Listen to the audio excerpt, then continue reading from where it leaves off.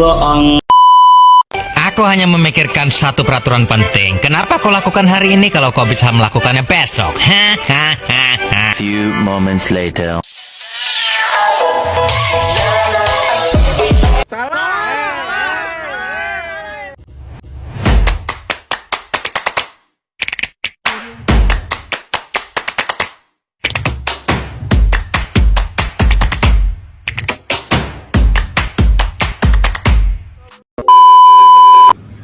Assalamualaikum warahmatullahi wabarakatuh. Perkenalkan, nama saya Lela Asfiani Palalente, NIM A1124016. Perkenalkan, nama saya Anggun Rifani, NIM A111244046. Perkenalkan, nama saya Selviani dengan NIM A111240022. Perkenalkan, nama saya Rabiatul Adwiyah dengan NIM A111240111. Perkenalkan, nama saya Nur Hidayah dengan NIM A111240027. Perkenalkan, nama saya Ijra dengan NIM A111240019. Perkenalkan, nama saya Nadia Aulia, NIM saya A111240037. Kami dari kelompok 5 akan memaparkan materi jenis-jenis tulisan. Teks naratif adalah teks yang menceritakan tentang rangkaian peristiwa secara berurutan dan saling terhubung, dengan tujuan menghibur pembaca. Teks naratif bisa berupa cerita fiksi maupun non-fiksi, dan menggunakan bahasa imajinatif dan mengekspresikan emosi. Ada 4 struktur teks naratif. Yang pertama orientasi, yang kedua komplikasi, yang ketiga resolusi, dan yang terakhir reorientasi. Yang pertama adalah orientasi, yaitu bagian awal teks yang berisi pengenalan tokoh, latar belakang, suasana, latar tempat, dan waktu. Yang kedua yaitu komplikasi, bagian yang berisi masalah atau konflik yang terjadi dalam cerita. Yang ketiga yaitu resolusi, yaitu bagian yang berisi penyelesaian masalah yang sedang terjadi dan bagaimana cara dan sikap tokoh dalam menyelesaikan masalah. Yang keempat yaitu reorientasi, yaitu bagian yang berisi pesan moral atau amanat dari kisah yang disampaikan. Bagian ini bersifat opsional dan biasanya dituliskan sebagai penutup cerita. Ada 8 jenis teks naratif, yaitu yang pertama dongeng, yang kedua legenda, yang ketiga fabel, yang keempat mitos, yang kelima cerita rakyat, yang keenam cerita romansa, yang ketujuh cerita misteri, dan yang kedelapan cerita sejarah. Teks persuasif. Teks persuasif adalah jenis tulisan yang bertujuan untuk membujuk atau mengajak pembaca melakukan sesuatu sesuai dengan keinginan penulis. Teks ini bersifat subjektif dan sering ditemukan dalam iklan, pidato, atau pengumuman. Struktur teks persuasif: 1. Pengenalan isu, 2. Pemaparan argumen, 3. Pernyataan ajakan, 4. Penegasan kembali. Adapun jenis-jenis teks persuasif: 1. Teks persuasif politik, 2. Teks persuasif pendidikan, 3. Teks persuasif iklan, dan yang terakhir yang keempat yaitu teks persuasif propaganda. Baik, di sini saya akan menjelaskan tentang teks eksposisi.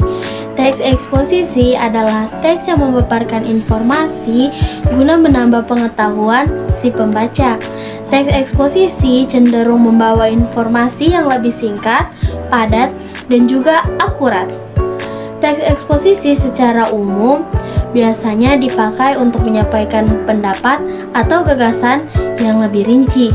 Adapun jenis-jenis dari teks eksposisi antara lain teks eksposisi definisi, teks eksposisi proses, teks eksposisi ilustrasi, teks eksposisi laporan, teks eksposisi perbandingan, teks eksposisi pertentangan, teks eksposisi berita, dan terakhir teks eksposisi analisis. Di sini saya akan memaparkan terkait tentang deskriptif. Deskriptif adalah proses menggambarkan sesuatu secara akurat maupun sistematis. Deskriptif juga dapat diartikan sebagai pemaparan atau penggambaran dengan kata-kata secara jelas dan terperinci. Dalam penelitian, deskriptif dapat diartikan sebagai metode penelitian dengan menggambarkan objek penelitian yang apa adanya.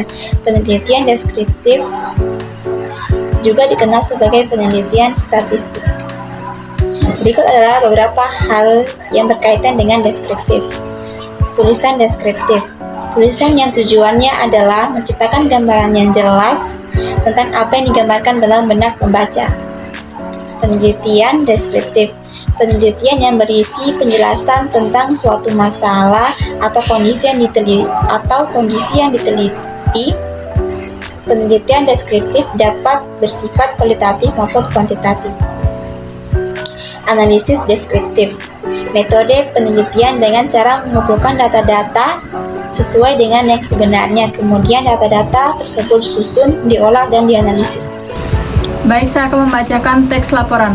Teks laporan adalah pernyataan atau dokumen yang berisi informasi yang disampaikan secara terorganisir kepada audiens dan untuk tujuan tertentu. Laporan dapat membentuk lisan atau tulisan, namun laporan yang lengkap biasanya disampaikan dalam bentuk dokumen tertulis. Adapun struktur teks laporan: 1.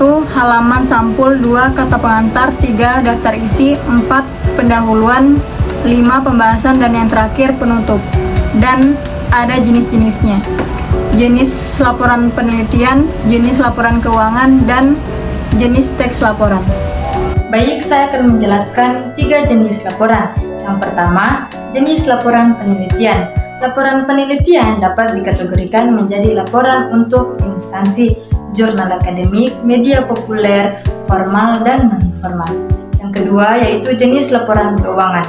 Laporan keuangan dapat dibagi menjadi 5 jenis. Yang pertama, laporan neraca, laporan laba rugi, laporan perubahan modal, laporan arus kas, dan catatan atas laporan keuangan. Yang ketiga yaitu jenis teks laporan.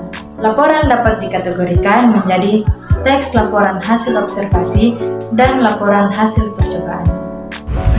Pengertian teks esai. Secara umum, esai adalah sebuah tulisan prosais yang menyajikan gagasan subjektif personal tentang suatu masalah berdasarkan sudut pandang pribadi penulisnya.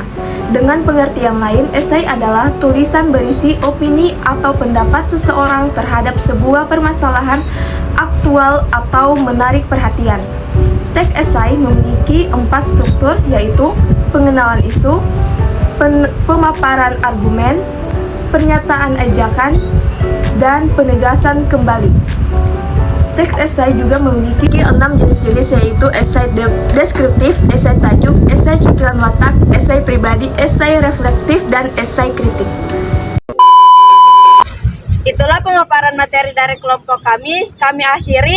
Wassalamualaikum warahmatullahi wabarakatuh.